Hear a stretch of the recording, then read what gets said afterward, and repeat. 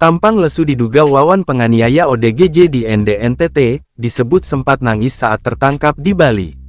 Sosok Wawan, pemuda asal Flores, Nusa Tenggara Timur saat ini tengah menjadi sorotan halayak ramai gegara menganiaya ODGJ. Terbaru, beredar sebuah video yang mengatakan bahwa Wawan telah diamankan di Bali.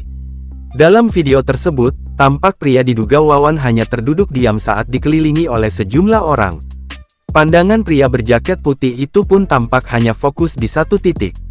Diketahui bahwa video penangkapan Wawan tersebut diunggah oleh salah satu akun X @repnol_rt_it pada Senin tanggal 8 Januari tahun 2024. Hingga saat ini, TribunSumsel.com masih mencari informasi lebih mendalam terkait peristiwa tersebut.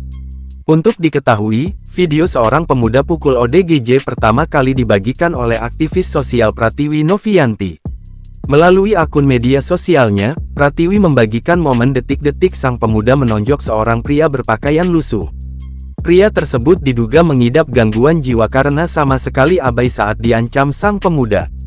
Sembari tersenyum, pemuda yang mengenakan kaos hitam itu pun tanpa aba-aba langsung membogem ODGJ di depannya.